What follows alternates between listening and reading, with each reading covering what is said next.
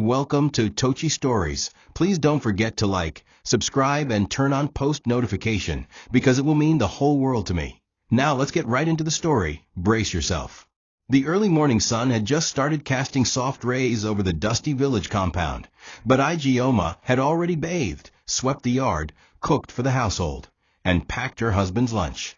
Her wrapper was stained with firewood ash, and her hands rough from endless work.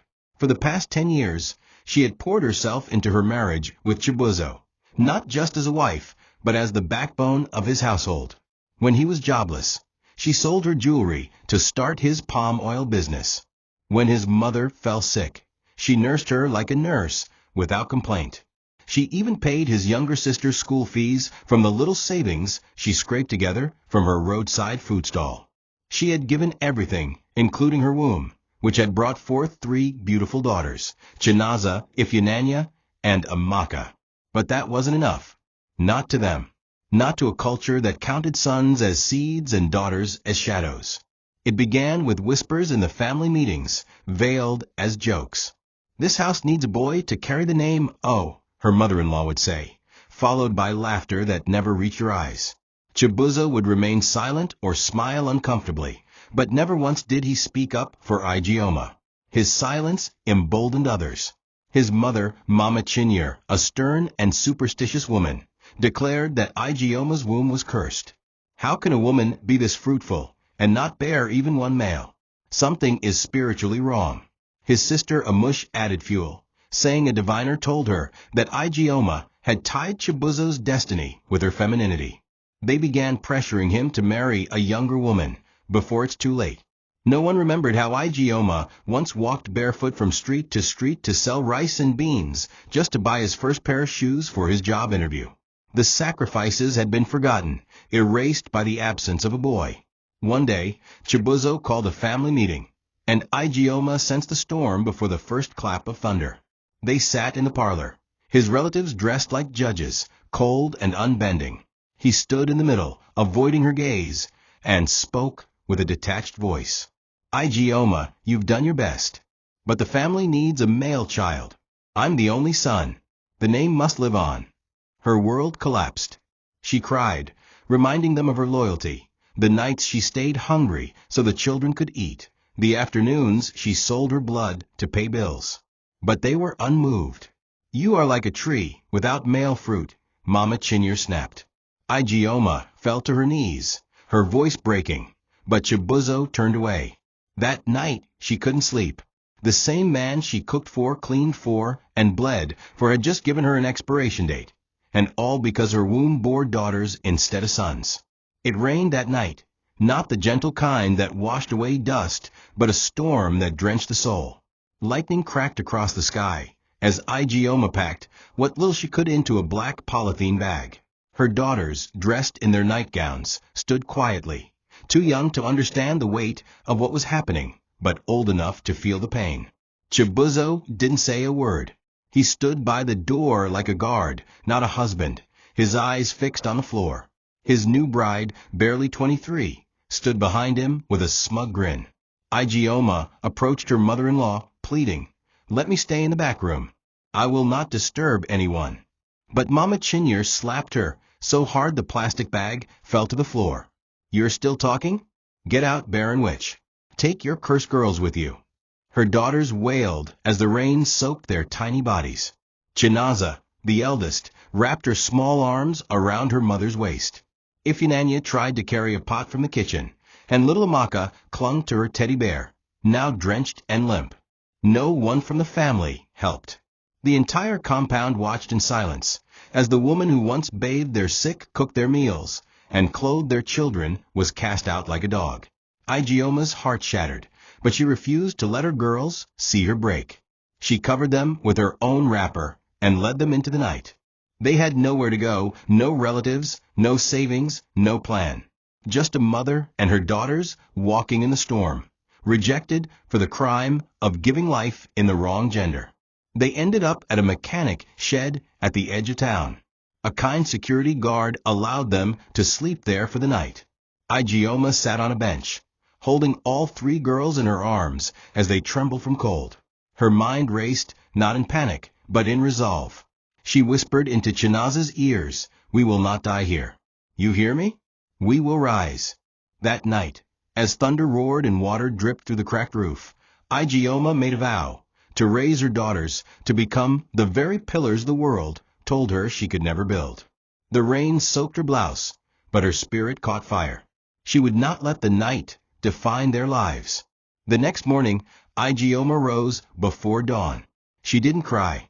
She didn't complain. She only whispered a prayer, tied her wrapper tighter, and walked with her daughters to the nearest bus stop, hoping to find transport to the city. They boarded a rusted bus headed for Enugu. She had heard of a distant cousin who lived in a slum near Abakpa. When they arrived, the cousin gave them a lukewarm welcome. "You can stay 2 nights, but after that I no get space," she said bluntly. Ijeoma nodded with gratitude. She shared a mat with her daughters in a hot, cramped one-room apartment. On the second night, the cousin's boyfriend complained about the children making noise. By morning, their bags were outside the door. With her last 500 Nigerian nairas, Ijeoma bought groundnuts and transparent nylon wraps.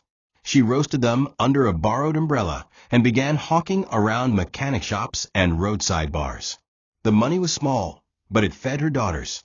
She sold under the sun with her baby tied on her back, her 2 older girls following closely. Chinaza offered to help wash clothes for neighbors in the slum. Ifunanya fetched water for tenants who paid her with coins. Amaka, too young to hustle, sat beside the Accra woman, helping count puff-puff.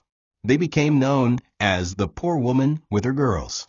Their clothes were faded, their feet cracked from walking, but they smiled together in the evenings, eating one shared plate of rice and singing songs to keep hope alive. At night, they slept outside a closed provision shop, using their wrapper as a mattress. But even in that state, Ijeoma made sure her girls studied by candlelight. She approached a nearby public school and begged the headmistress to admit them. "I don't have money, but they are brilliant," she pleaded. Moved by Ijeoma's desperation, the woman agreed to admit them on partial scholarship. That night, Ijeoma knelt down in tears, not of sadness, but of hope. For the first time in weeks, something was working. She tightened her headscarf, wiped her face, and whispered again, "We will not die here. This city will know our name one day."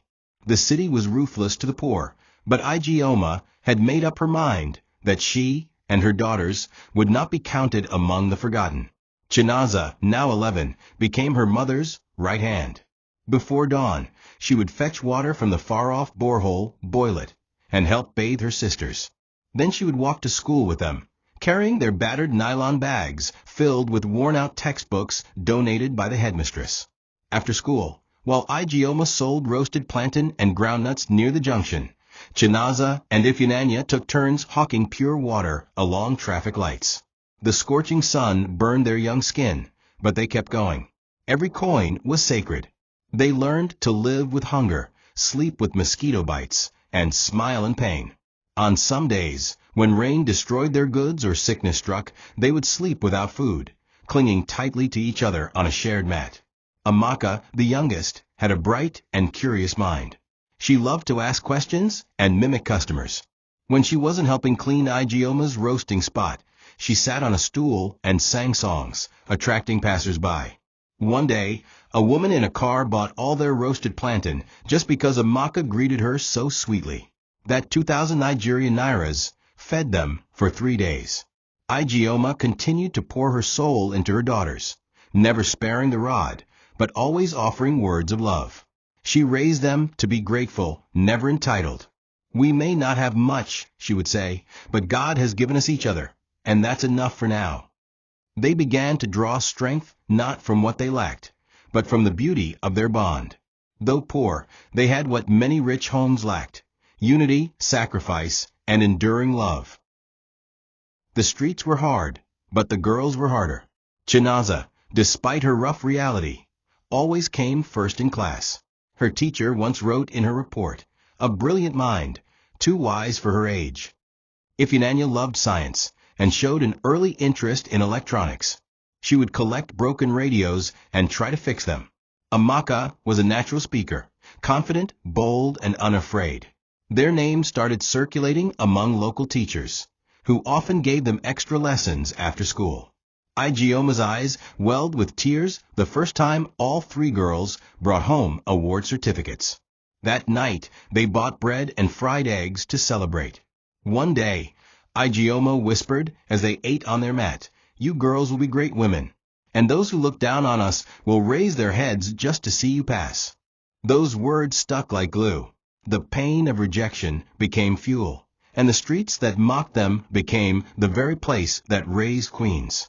Back in the village, a celebration was underway, drums beating, elders dancing, women ululating as Chibuzo's new bride, Adiz, gave birth to twin boys. The news spread like wildfire. "A lion has truly roared," Mama Chinyere shouted in pride as guests flooded the compound. "Our name shall never die," she said again and again.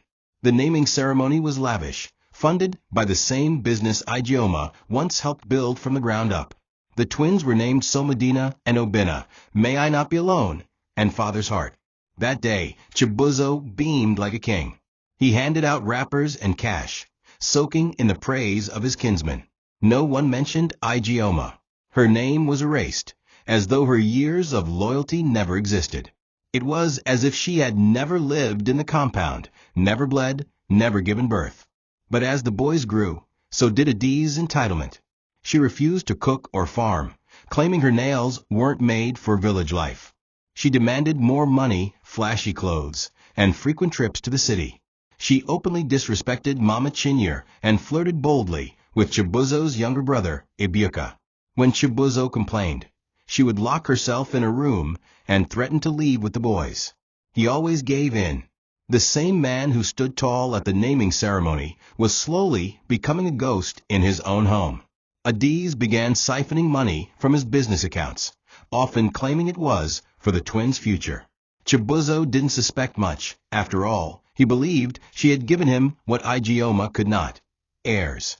What he didn't notice were the cracks forming under the surface.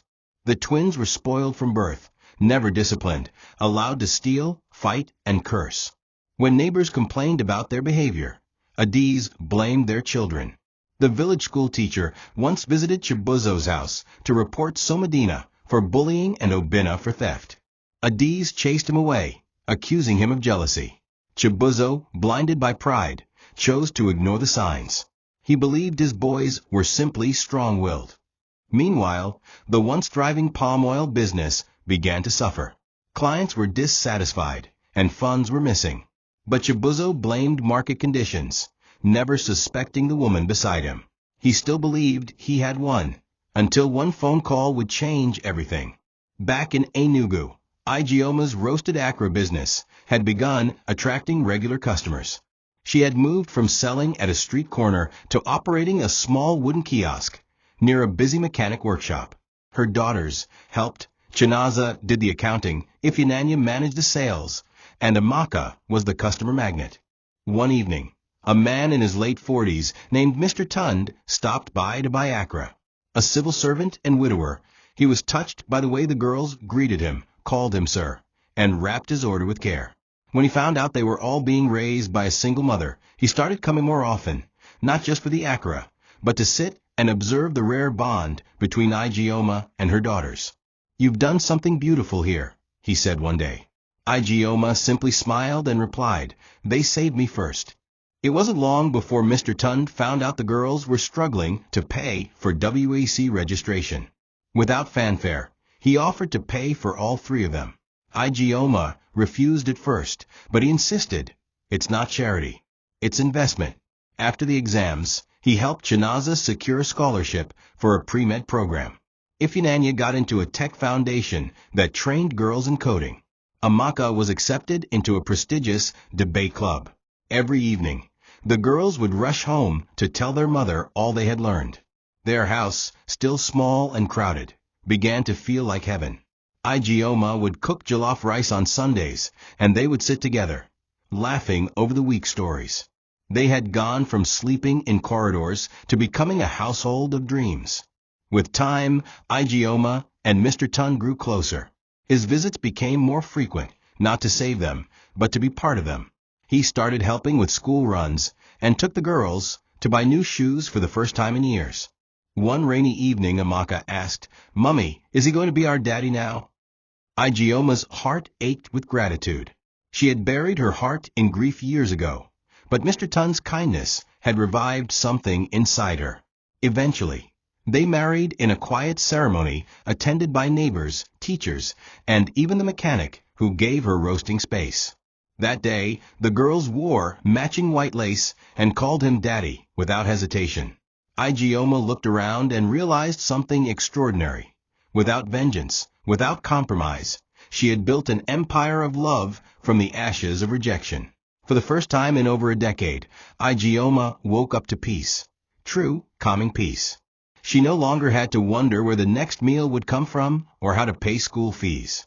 With Mr. Tun now in their lives, the burden felt lighter, and the home finally had the presence of a man whose love was not conditional. He never tried to replace their biological father, but became a steady figure they could lean on. Chinaza started calling him Uncle Daddy jokingly, but the name stuck.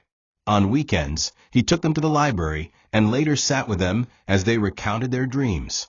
He saw in them the kind of excellence and resilience that only hardship could produce, and he nurtured it without seeking praise. Ijeoma, still cautious, watched all of it unfold with quiet gratitude. Tun did what Chibuzo never did. He loved not just her, but her daughters, as if they were carved from his own ribs. With Tun's support, the girls thrived beyond anyone's expectations. Chinaza gained admission into one of the top universities to study medicine, and the scholarship covered tuition, accommodation, and even a monthly allowance. Ifunanya, after finishing her coding program, began freelancing and building websites for small businesses, making her own money even before finishing secondary school. Amaka, with her natural charisma and bold voice, began representing her school in debate competitions and won several regional awards.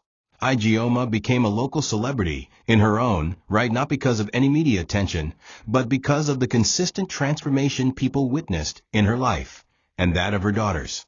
Her catering business grew through word of mouth, and she eventually opened a small kitchen with a signboard proudly titled Mama Queen's Kitchen. The queens, of course, were her daughters. But more than the successes, it was the little things that moved Ijeoma's heart.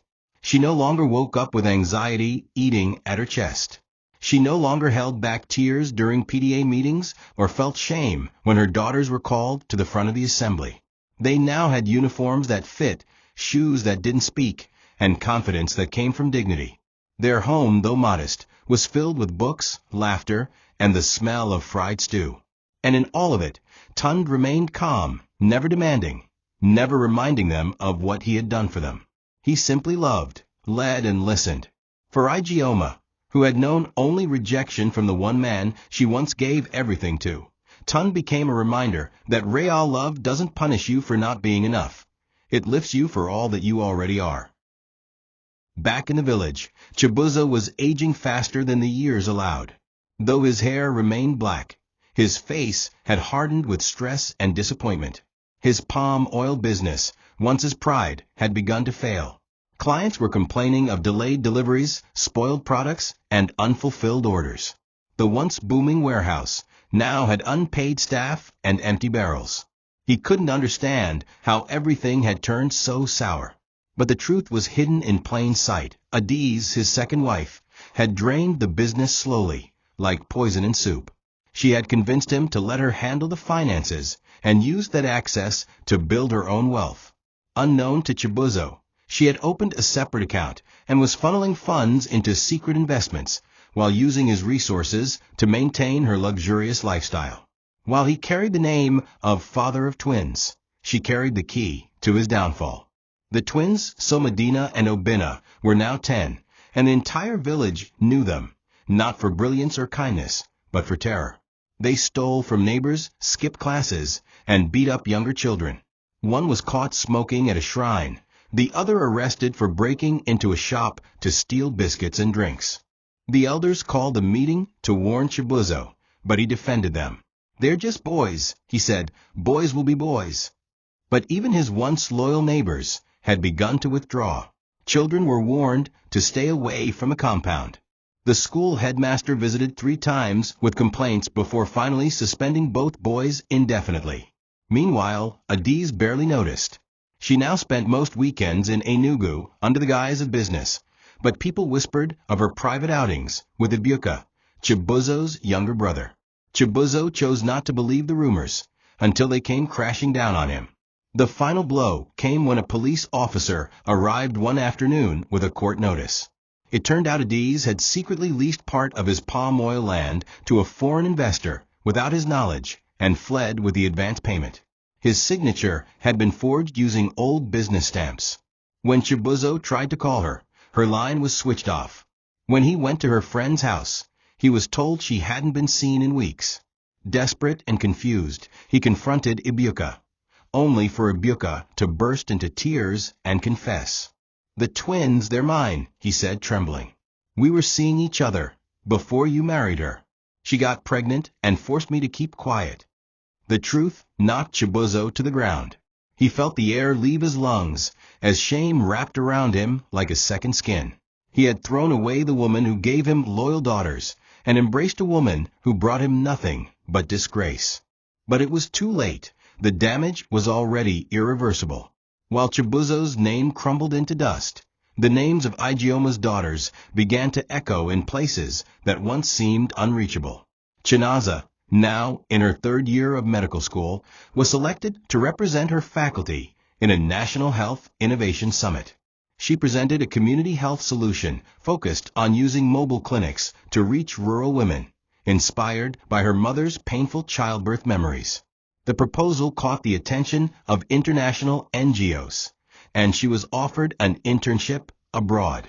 Ifeanyi, barely 20, developed a mobile app called Omo Ada, designed to connect young girls with mentors in STEM. Her app went viral on social media, and soon tech companies began to call. She became the youngest recipient of a National Tech Award. Amaka, now in university, was known nationwide as the fire-tongued speaker for her viral debate performance on gender bias in African households. Even senators referenced her speech. These weren't just daughters, they were lions born from a lioness. At the heart of it all stood Ijeoma, who now ran one of the fastest-growing catering services in Enugu. Her brand was known for its humble beginnings and excellence. She hired single mothers, widows, and girls who had been abandoned like she once was. She became a symbol of resilience, invited to women's conferences featured in local newspapers, but she always turned the spotlight to her daughters. "It is their light that keeps me going," she would say. Their home had grown from a room to a flat, and soon to a duplex bought with collective effort. They didn't just escape poverty, they defeated it. On weekends, they would gather on the balcony with Tund, laughing over bowls of jollof rice, teasing each other about who worked the hardest. Their love for one another had not changed. It had only grown stronger with every victory. One Sunday evening, as the family celebrated Amaka's new university scholarship, Tund made a toast. "To the daughters he threw away," he said with a proud smile, "may the world never forget that rejection is not the end. It's often the beginning of greatness." They all clinked glasses, even Ijeoma, who wiped tears from her eyes. She looked around at her daughters, at the man who stood by her, and at the life they had built. She remembered the night they were thrown out into the rain. She remembered sleeping outside, selling groundnuts, and crying silently while her girls slept. And now they were celebrated, adored, respected. Everything she lost had been returned, not in the same form, but in greater measure. Her daughters had not only become important in society, they had become the very reason she still believed in miracles. The compound that once sang with celebration at the birth of Chibuzo's twin boys now echoed with curses, chaos, and destruction. So Medina and Obinna, now aged 12, had become the nightmares of the village. No one could tame them. They didn't just misbehave, they terrorized. They had been raised with no boundaries, no correction, no guidance. Their mother, Adiz, had always defended them, blaming every stolen item or damaged property on others. But now that she was gone, vanished after her scandalous betrayal, the burden fell on Chibuzo, and it crushed him. He was now an old man with broken pride and 2 sons who robbed him blind. So Medina stole his wristwatch and sold it for peanuts. Obina broke into the neighbor's home and vandalized the sitting room just to prove a point. Villagers came daily to complain. The once respected man was now mocked behind his back as Papa Aho Omo, father of bad children. Even Mama Chinyere, the mother who once paraded the twins as trophies and who once called Ijeoma a tree without male fruit, now avoided speaking in public. Her voice had grown quiet, not from age, but from shame. The same villagers who once praised her for securing male heirs now murmured about how she had raised demons. One evening, Medina beat a younger boy with a machete during a football match and was arrested. Chibuzo had to beg the community chief to intervene. When Obina was caught stealing from a church offering box a week later, it felt like a bad joke. Chibuzo shouted, beat them, wept, cursed, but it made no difference. The boys looked at him with eyes void of remorse, as though they knew he was powerless. The only time they showed emotion was when demanding money or threatening to run away. In one heated moment, Medina spat at his father and said, "You think you're better than us? You're nothing. You're just a sick, old fool." At night, Chibuzo couldn't sleep. He sat in the dark, staring at the wall, wondering how his life had turned to dust. He remembered Ijeoma's face, how she had begged to stay, how she cried while holding their daughters in the rain, how he watched her walk out without a word. Guilt clawed at him like a wild animal. The pain was no longer physical. It was spiritual, mental, and emotional. Everything he had once mocked her for had returned to haunt him. The boys he once called his legacy were now his burden. The home he once boasted of was now empty. The wealth he once flashed was gone. He began talking to himself, repeating her name like a chant, Ijeoma, Ijeoma, Ijeoma. But it was too late. The house that was once full of false pride had become the very evidence of his failure as a man, as a father, and as a husband. The sickness came slowly, first as fatigue, then as dizzy spells, and finally as collapsing episodes that left Chibuzo gasping for breath. But he refused to go to the hospital. "What do I have left to live for?" he muttered to himself, day after day. The twins had now run away from home. One was last seen in a neighboring town involved in a robbery. The other reportedly joined a gang. The villagers no longer greeted Chibuzo in the market. When he passed, they turned their faces. Some of the very men who had encouraged him to take a second wife now avoided eye contact. He was a broken relic of his former self. Even his younger brother, Ibuka, the one who betrayed him with Adiz, had fled town. The betrayal had not just hurt Chibuzo emotionally. It had publicly disgraced him. And still there was no Ijeoma, no Chinaza, no Ifunanya, no Amaka. The names he once pushed aside now weighed on him like a curse. But on one particular morning, when he collapsed in the village square while trying to buy medicine from the roadside chemist, fate forced the next chapter of his story. A good Samaritan rushed him to the city hospital. He was unconscious when they brought him in. Hours passed, and the nurses scrambled to stabilize him. When he finally opened his eyes, he saw a white ceiling, then blurry movement, and finally a face, young, composed, dark-skinned, and wearing a doctor's coat. He blinked hard. It couldn't be. It wasn't possible. But there she was, Chinaza, his first daughter, the one he had thrown into the rain, the one who once carried her sisters barefoot through muddy streets. She was now standing over him with steady hands and emotionless eyes. For a long moment, silence filled the air. Then she said coldly, "Your blood pressure was dangerously high. You're lucky someone brought you in when they did." Chibuzo wanted to speak, but the words wouldn't come. Shame paralyzed him more than the foredrip. Chinaza checked his vitals, wrote on his chart, and turned to leave. He whispered her name, Chinaza. She paused, but didn't turn. "You threw us away, Papa," she said almost in a whisper, "and now the world threw you back to us." Then she walked out. The next morning, he awoke to see Ifunanya standing at the door, her eyes filled with unspoken pain, and Amaka, now tall and beautiful, standing beside her. They said nothing, but their presence said everything. He cried like a child that day, not because of his sickness, but because it was the first time in over a decade that he had felt the weight of what he lost. Not just children, but destiny, legacy, and love. The hospital room became a mirror of judgment for Chibuzo. He watched as his daughters came and went, graceful, quiet, efficient. They brought food, medication, even clean clothes. But none of them called him Papa. None of them smiled. It was the politeness of strangers who once shared blood. When he asked about their mother, Chibuzo responded plainly, "She's fine. She's married. She's happy." That line hit him like a slap. His chest tightened not just from illness, but from knowing another man had taken a place he once dishonored. He asked to see Ijeoma, but the girl said she was not ready. Mr. Tund came the next day. A tall, composed man in his early 50s with kind eyes and a firm voice. He walked into the room, looked at Chibuzo, and said nothing, just a nod. Then he sat down and began peeling an orange for Amaka. It was the most humiliating piece Chibuzo had ever seen. Later that evening, Chibuzo returned with discharge papers. "You're stable enough to return to the village.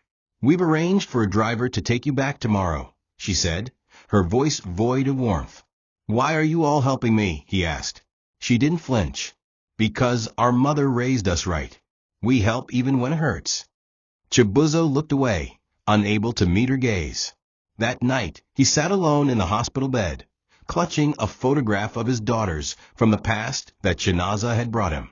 The frame was cracked and the image faded, but their smiles in that old picture were brighter than anything he had known since. He wept until sleep dragged him into darkness. By morning, a nurse helped him into the car. The ride back to the village was long and quiet. He passed through towns filled with progress, universities, startups, bustling trade centers, and each one reminded him of his daughters. Their names were in headlines, on posters, on lips. But none of them bore his surname publicly. He had been erased from their story. At the village entrance, he looked around at the broken signboard of his once thriving palm oil factory and at his compound gate, now rusted and overgrown. As he stepped out of the car, he felt like a ghost returning to a graveyard. His sons were gone, his wife was gone, his wealth was gone, but the worst part was knowing he had willingly sacrificed everything for nothing. Chibuzo sat under the old mango tree in front of his compound, his walking stick by his side, and his eyes fixed on the dusty road that led to the village center. He had not slept the night before, haunted by dreams of Ijeoma walking away in the rain with their daughters. He remembered the words he never said, the hand he never stretched out, the apology he thought his pride could swallow. Now he had nothing but his thoughts, and the coldness of a home that once overflowed with false laughter. The once vibrant compound was quiet, with peeling walls and weeds choking the flower beds Ijeoma once nurtured. He was startled when a car pulled up outside. It wasn't a flashy car, but it was clean and modern. The back door opened, and he saw them again, his daughters. Chibuzo stepped out first, now a woman in her mid-20s, exuding calm authority in her doctor's coat. Ijeoma followed, graceful yet guarded, while Amaka walked behind them, a touch of fire in her eyes. Chibuzo struggled to rise, his hands trembling as he leaned heavily on his stick. "My children," he whispered, voice cracking like dried wood. But none of them rushed to hug him. Chibuzo gave a respectful nod, Ijeoma folded her arms, and Amaka barely looked at him. Behind them, a fourth figure emerged, dressed in a soft purple lace gown, her head wrapped in an elegant scarf. Ijeoma stood tall and unbothered. Time had not broken her, it had refined her. Her skin glowed, her smile was serene, and her eyes held a world of pain and wisdom. Mr. Tund walked beside her, a steady presence. Chibuzo's heart collapsed again, not from illness, but from the realization that this woman, the one he called useless, had rebuilt herself into royalty. "Ijeoma," he said, falling to his knees. She didn't respond immediately. Instead, she looked around the compound and said, "This place hasn't changed," still ruled by pride and silence. The moment was heavy with memories. The last time she stood in that compound, she was soaked in rain, carrying 3 crying daughters and pleading for mercy. Now she returned, not to beg, but to bring closure. Chibuzo wept openly, reaching out to touch her feet, but Ijeoma stepped back. "I didn't come to hear your apology," she said gently. "I came to show you what you threw away." She turned to her daughters and said, "These are your true sons. These girls carried your name without your help, lived with your absence, and still rose to become stars. Not because of you, but despite you." Chibuzo bowed his head. He tried to speak, but his voice failed him. Chinaza finally broke the silence. "We came to give you peace, Papa. We will not hate you. But don't ask us to forget." And with that, they turned and left. He was discharged from their lives, with more dignity than he had ever given them. The silence in the house returned like a curse. Chibuzo sat by the broken window, watching goats stroll across the dusty path where his sons once fought other children, and where he once shouted orders at laborers from his booming palm oil business. Now, there were no laborers, no shouting, no children, only echoes. The rooms that once held celebrations were now full of cobwebs and shadows. He opened his bedroom drawer and pulled out an old album. Inside were pictures of Ijeoma carrying Chinaza as a baby, her face tired but glowing with love. There was one of all 5 of them sitting outside, with Chinaza braiding Ifunanya's hair and baby Amaka sleeping in Ijeoma's arms. He stared at the photos for hours, and the guilt sliced deeper than any sickness. He had chased away his real family and opened his arms to a mirage. Every sound in the house reminded him of the children that no longer called it home. The laughter, the footsteps, the arguments over food, all gone. He looked outside to see the village children playing and felt a sudden chill. Even they avoided coming near his compound now. His name had become a warning. The once glorious family compound was now a cautionary tale. Parents would tell their children, "Don't end up like Papa Somedina." Even his once vocal mother, Mama Chinyere, had fallen into shame and sickness. Her health declined rapidly after the scandal with the D's. Her final words before she passed were, "Tell Ijeoma I was wrong." But the message came too late. No one from Ijeoma's new family attended the funeral, not out of hatred, but because they had made peace with her ghost a long time ago. One evening, Chibuzo picked up a pen and decided to write a letter. His hand shook, but he wrote slowly, pouring out his soul. "My daughters, I do not write to ask for love. I know that is a gift I forfeited. I write to say, I see now. I see what I was blind to. I understand what I destroyed. You are not a mistake. You are miracles. And your mother, she is the woman I should have built my life around." He folded the paper, placed it in a small envelope, and wrote on the front, "To the queens I rejected." He walked to the village courier and mailed it to their Enugu address. As he returned home, he saw no one waiting, no dinner prepared, and no lights on. But strangely, for the first time, he felt a small breeze of relief. Maybe it wasn't too late to give something back, if not to regain their love, then at least to make peace with the man he used to be. The invitation came as a formality. A golden card, embossed in cursive, National Recognition Gala, honoring changemakers and voices of hope. The front bore 3 names, Dr. Chinaza Chibuzo Ifunanya Tund and Amaka Tund. Chibuzo received the card with trembling hands. He hadn't been formally invited. One of the villagers, who worked in a courier service, had brought it to him out of pity. The names stared back at him like royalty. The same daughters who once begged him for rice money were now national figures. The event was in Lagos, and he had no money for transport. But he sold his last few possessions, an old television, a dusty generator, and a broken bicycle, and managed to board a bus that rattled through 6 states before reaching the city. He arrived at the venue dressed in his only good native wear, frayed at the collar, but still presentable. He stood at the back of the hall, unnoticed, a ghost watching history unfold. The spotlight was on the 3 daughters. Chinaza spoke first. "I was raised by a woman who taught me that strength is not noise, but endurance. That real power comes not from revenge, but from resilience." Applause erupted. Ifunanya stepped forward next. "We are not here because someone gave us a seat. We built our own table." More applause. And then Amaka. This is for every girl who was told she was not enough. You are more than enough. You are the foundation and the future." The audience gave a standing ovation. Chibuzo stood in the shadows, tears sliding silently down his cheeks. This wasn't pride. It was humility. It was regret. It was knowing that the glory before him was the fruit of a tree he tried to cut down. Yet here they were, shining, beautiful, untouchable. After the event, he waited by the car park, hoping for a glimpse, a second, a crumb of connection. The girls stepped out with Ijeoma and Mr. Tund. They were laughing, radiant. Ijeoma saw him first. Their eyes locked. She didn't flinch. She walked toward him, her daughters trailing behind. For a moment, the world slowed. "You made it," she said softly. "Yes," he whispered. "I had to see what I lost with my own eyes." Chinaza handed him a small envelope. Inside was a note: "Peace be unto you. No blame. No accusations. Just peace." He nodded, and for the first time in years, his soul found rest.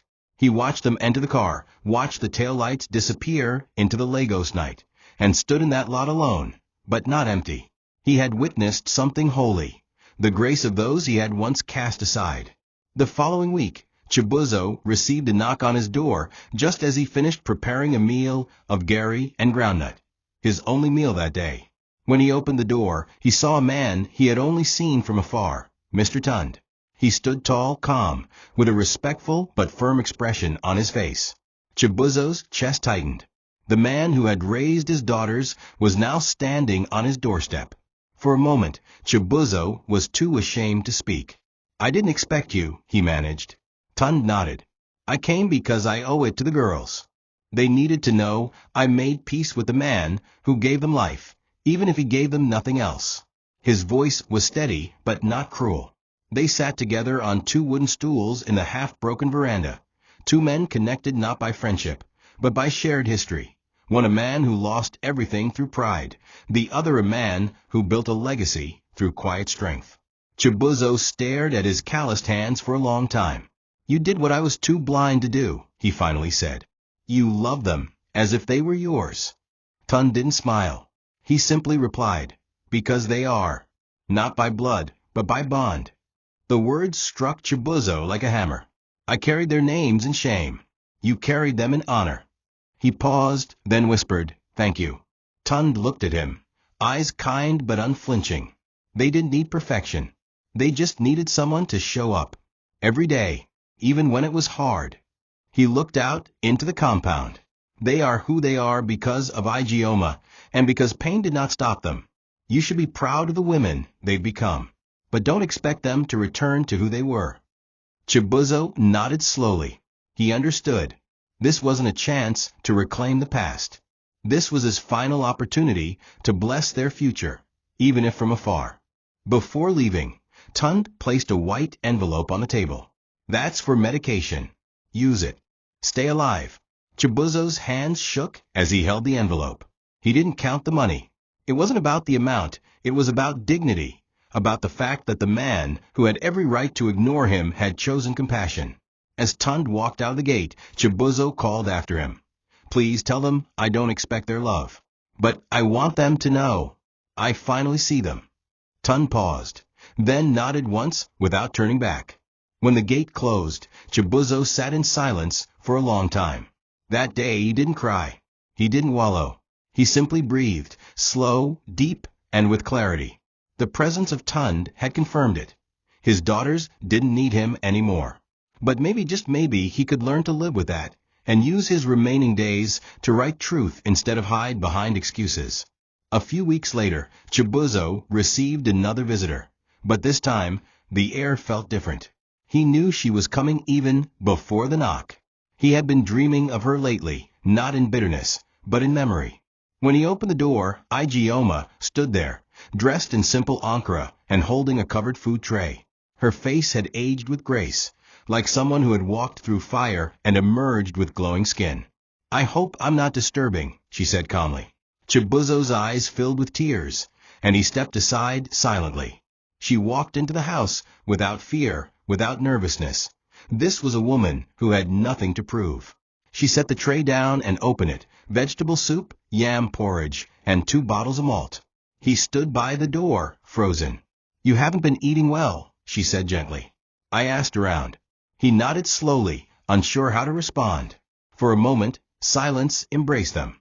They sat opposite each other at the small wooden table, the air heavy but strangely peaceful. "Ijeoma," began, her voice steady. "I didn't come to hear apologies. Life already punished you enough. I came to release myself from the pain." Chibuzo's head dropped. "Ijeoma, I'm sorry," he said, voice trembling. "For everything. I was blind, stupid, and full of pride." She looked at him, and in her eyes there was no hate, only something deeper. "I wanted you to fight for us," she said, "but you threw us away like trash. I begged. I pleaded. I carried your family like it was my duty, not love. And they still spit in my face." Her voice broke slightly. "But now I understand. I wasn't thrown away. I was set free. And I used that freedom to become more than you ever saw in me." The words cut deep, but they also healed something inside him. She stood to leave, gathering her wrapper. "I forgive you, Chibuzo. But don't ask me to forget. I've moved on. I'm married now, not because I needed a man, but because I found one who saw me as enough. My daughters are not just doing well, they are shaping the future. And that is my peace." He reached for her hand, and she allowed it, just for a moment. "Thank you for raising them," he whispered. She looked into his eyes and said, "I didn't raise them alone. Pain raised them too." She walked to the door and paused before exiting. "Take care of yourself, Chibuzo. No one else will." And just like that, she was gone. But she left behind something greater than food or forgiveness. She left closure. And for a man like Chibuzo, who had lost everything except regret, closure was the only thing he had never thought he deserved, yet finally received. The days that followed were filled with stillness. Chibuzo moved slowly through the compound, watering the dying plants, sweeping the dust from the veranda, repairing broken furniture with trembling hands. No one told him to do it. No one would see it. But he did it anyway. It was his way of making peace with the ghosts of his past. For so long, he had equated manhood with dominance, with control, with the production of sons. But now he saw it for what it was, an illusion. His real failure wasn't in not having sons. It was in discarding the gold in his hands because he thought it wasn't the right shape. He began writing daily in a journal, not for fame, not for pity, but for clarity.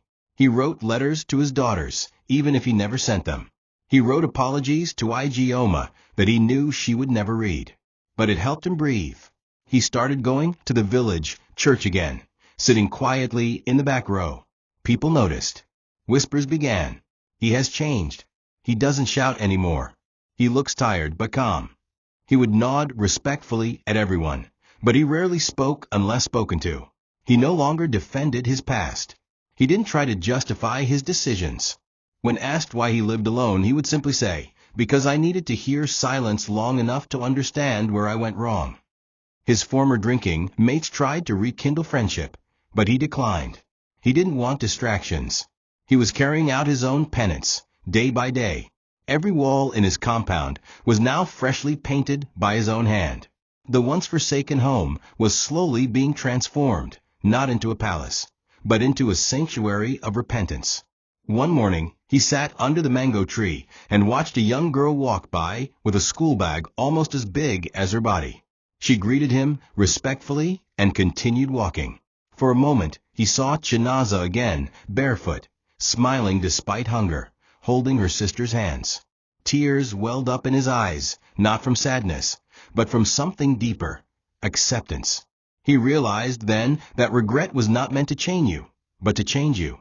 And while the past could never be undone, the present could still be honored. He looked up at the sky and whispered, "Thank you, God, for letting me see the truth before I die."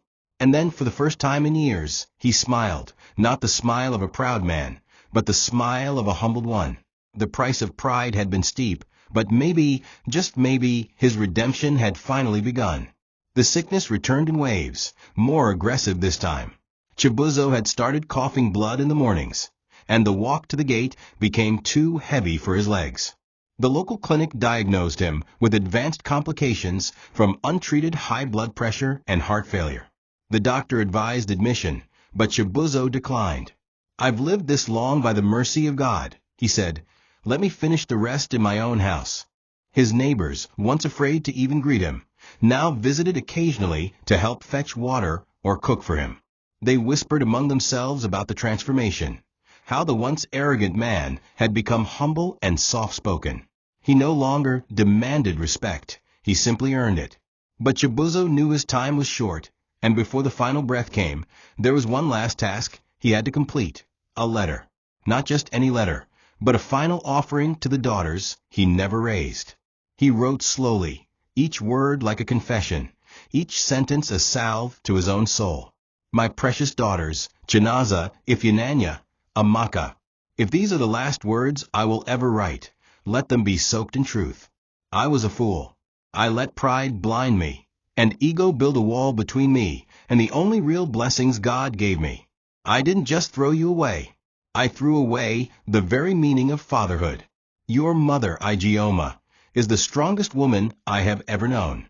She bore the storm I was too weak to face. If not for her, you wouldn't be who you are. She raised queens. I rejected gold and embraced gravel. And Tund, that man, is a better father than I ever deserved to be. I thank him with all my heart. If there's one thing I ask of you, it is this: forgive me not to free me, but to free yourselves completely. Let your future never be bound by the shadow of my failures. Blessings and peace to you always. Your father, though too late in name, Chibuzo." The letter was handed to the village courier with trembling hands and tears in his eyes. That evening, as rain pattered softly against the zinc roof, he laid down on his mat, staring at the ceiling, remembering the laughter of little girls, the smell of Ijeoma's food, and the feel of his old compound when it was filled with life. He closed his eyes and whispered their names one by one. "Chinaza, Ijeoma, Amaka, forgive me." And as the candle by his bedside flickered and the crickets began their midnight song, Chibuzo's chest rose and fell for the last time. No one found him until morning. But when they did, his face was peaceful. His final act had not been to beg for love, but to make peace with the truth. And in the end, that was more powerful than anything wealth or sons could have offered. The news reached Enugu 2 days later. It was Amaka who read the message aloud, her voice soft, steady, unreadable. Chinaza sat in silence, eyes closed, while Ijeoma simply stared out the window. Ijeoma was in the kitchen when Tund broke the news to her. She didn't cry. She didn't sit. She simply sighed. "So it's over." That afternoon, the daughters packed their bags, not to honor a man who raised them, but to bury the man who, in the end, understood his wrongs. They traveled to the village, not in sorrow, but in closure. When they arrived, the village stood still. Everyone watched them, 3 beautiful, powerful, respected women, walking side by side into the compound that once rejected their very existence. No one dared speak. Some nodded. Others bowed slightly. They had become legends not through revenge, but through resilience. The funeral was quiet. There were no loud wailings, no excessive traditions. Ijeoma chose a white gown, her daughters dressed in soft pastels. At the graveside, Chinaza stepped forward with the letter clutched to her chest. She read the final words aloud. The villagers listened, shocked at the humility in Chibuzo's final confession. When she finished, there was silence. Not even the wind dared move. Ijeoma stepped forward, placed a single white lily on the grave, and whispered, "You saw us too late, but at least you saw us." She didn't break down. She didn't need to. Her strength was already carved into her every breath. Amaka lit a candle. Ijeoma placed a framed photograph of them as children beside the tombstone, and Chinaza simply said, "Rest." No speeches, no drama, just grace. The man who once denied their worth was buried by the very hands he once cast aside.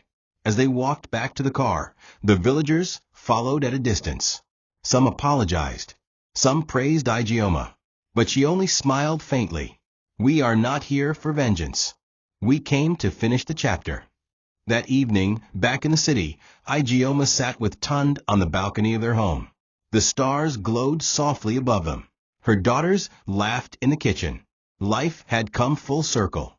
She had been thrown into the streets, with nothing but tears and daughters. And now, she sat like a queen beside a man who honored her, in a house built by the very girls they once called worthless. As the night breeze brushed her cheeks, she leaned against Tund's shoulder and whispered, "They called me barren of sons, but I gave birth to empires." And beneath the heavens, with the scars of her past behind her and the future bright before her, Ijeoma finally knew peace. Thank you for watching this video. What did you learn from this story? Drop it in the comments. Please make sure you like, comment, and subscribe to my YouTube channel TOCHI Stories for more.